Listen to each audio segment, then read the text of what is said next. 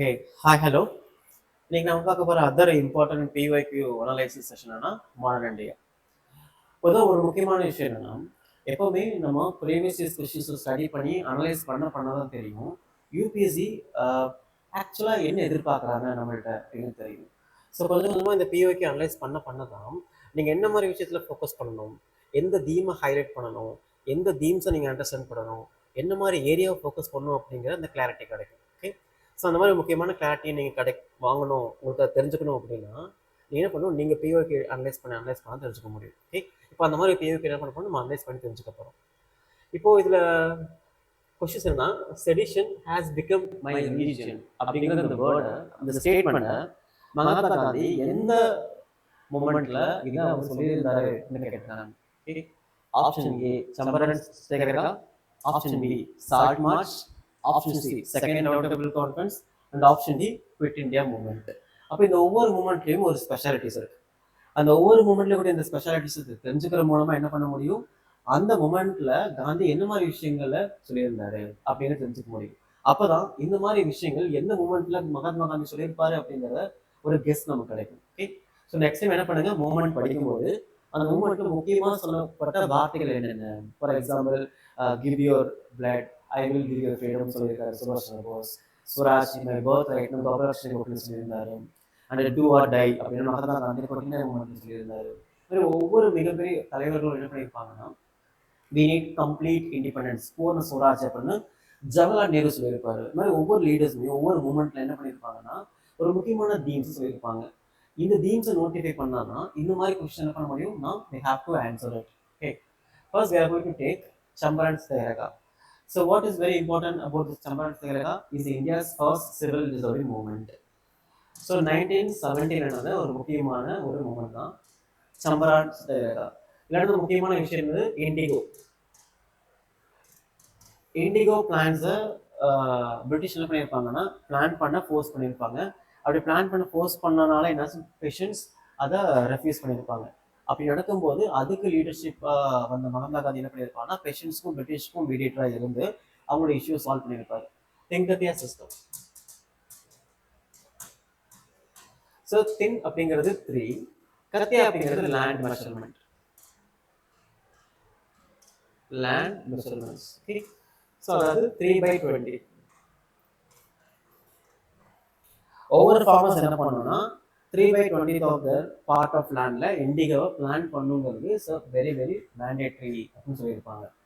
3/20 அப்படிங்கிறது is almost 15%, 15% of land என்ன பண்ணும், இண்டிகோ பிளான் பண்ணு சொல்லியிருப்பாங்க. அந்த ட்ரவுட் ரீஜன்ல என்ன பண்ணியிருப்பாங்கன்னா இண்டிகோ பிளான் பண்ணி ஃபோர்ஸ் பண்ணியிருப்பாங்க. அப்போ அதுக்கு ஒரு மீடியேட்டராக மகாத்மா காந்தி வந்து என்ன பண்ணியிருப்பாங்கன்னா அந்த இடத்துல மீடியேட் பண்ணி அந்த பேஷண்ட்ஸுக்கு தேவையான ஜஸ்டிஸை வாங்கி கொடுத்துருப்பாரு. இதான் இந்தியாவில் இருந்த very very first satyagraha. It's also called non civil disobedience movement 1917. இப்போ இதோட ஸ்பெஷாலிட்டி என்ன, first civil disobedience movement and Tinkathia சிஸ்டம்க்கு அப்போஸ் மகாத்மா காந்தி ஷூட் பண்ண வெரி ஃபர்ஸ்ட் சத்தியாகிரகா. இது இதோடைய ஹைலைட்டான விஷயங்கள். இது ரெலவெண்டான ஹைலைட்டான விஷயங்கள் பார்த்தீங்கன்னா அடுத்தடுத்த விஷயம் நடந்திருக்கும். 1918 பார்த்தீங்கன்னா கேதா சத்தியாகிரகா நடந்திருக்கும். Kheda satyagraha is also called first non cooperation movement. இதோடைய very first non cooperation movement இந்த இடத்துல தான் ஸ்டார்ட் ஆயிருக்கும். அப்போ இதுல இருக்கக்கூடிய ஸ்பெஷாலிட்டிஸ் என்ன, இது மாதிரி ஒவ்வொரு மூவ்மெண்ட்ல ஸ்பெஷாலிட்டி பண்ணுங்க, நோட் பண்ணுங்க. இதுக்கு அடுத்து நடக்கக்கூடிய முக்கியமான விஷயம் தான் என்னது,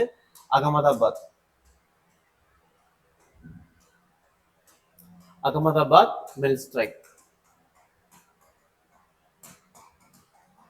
ஸோ இதோட முக்கியமான விஷயம் என்ன, இந்தியாவுடைய வெரி ஃபர்ஸ்ட் காந்திஜியோடைய very first hunger strike.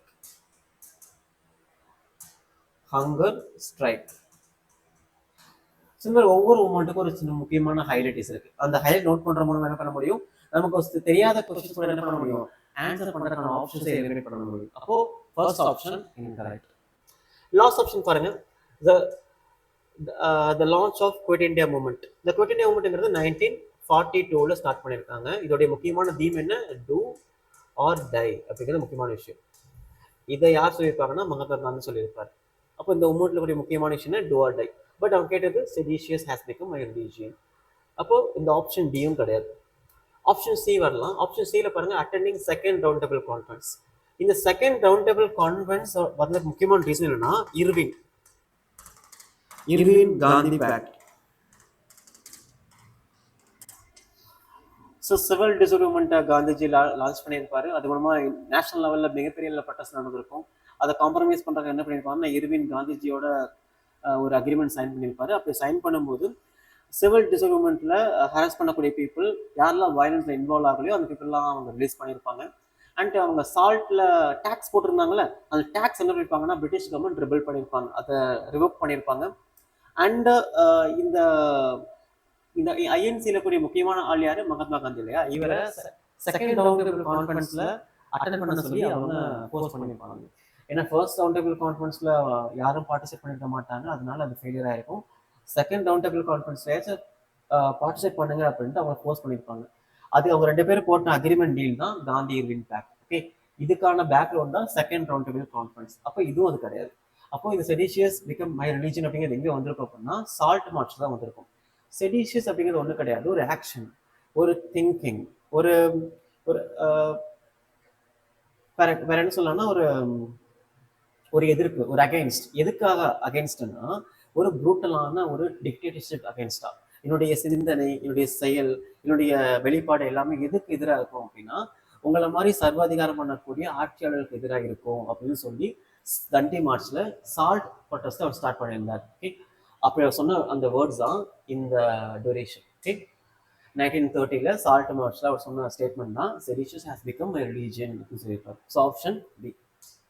So இந்த மாதிரி நீங்கள் பிஏக்கு அனலைஸ் பண்ணும்போது கொஸ்டின்ஸ்க்கான ஆன்சரை மட்டும் பார்க்காம கூட என்ன பார்க்கணும்னா அந்த ஆப்ஷன்ஸ் எப்படி வந்துச்சு, அந்த ஆப்ஷன்ஸ் எப்படி ரெலவெண்ட்டாக இருக்குது, எப்படி ஏன் ரெலவெண்ட்டாக இருக்குது, ஏன் பி மட்டும் ஆப்ஷன்ஸ் கரெக்டாக இருக்குது, மற்ற ஆப்ஷன்ஸ் எல்லாம் ஏன் இதில் வரல, அப்போ எதுக்காக அதெல்லாம் கொடுத்துருக்காங்க, அப்போ ஒவ்வொரு ஆப்ஷனுடைய முக்கியமான தீம்ஸ் என்ன அப்படிங்கிறத நம்ம கலெக்ட் பண்ணணும். அப்படி கலெக்ட் பண்ணால் தான் இதெல்லாம் வந்துட்டா கேட்கக்கூடிய பிஒய்க்கு என்ன பண்ண முடியும், நம்ம ஆன்சர் பண்ண முடியும். அட்லீஸ்ட் ஆப்ஷன்ஸ் எலிமினேட் பண்ணுறதுக்காக இந்த மாதிரி விஷயங்கள் யூஸ்ஃபுல்லாக இருக்கும். ஓகே, ஸோ இப்படி தான் என்ன பண்ணணும், நீங்கள் நெக்ஸ்ட் டைம் பிஒய்க்கு பார்க்கும்போது கொஸ்டின்ஸ்க்கான ஆன்சர் மட்டும் பார்க்காம கூட என்ன பண்ணுங்க, அதுக்கான அனலைசஸ் ஸ்டேட்மெண்ட்டையும் என்ன பண்ணுங்க, சேர்த்து அனலைஸ் பண்ணுங்க. அப்போதான் அதில் வந்துட்டா கேட்கக்கூடிய பிஓக்கு என்ன பண்ண முடியும், நம்ம புரிஞ்சுக்க முடியும். ஃபியூச்சரில் ப்ரிலிம்ஸ் எக்ஸாம் எழுதும்போது இது ரொம்ப யூஸ்ஃபுல்லாக இருக்கும். Okay, clear. தேங்க்யூ.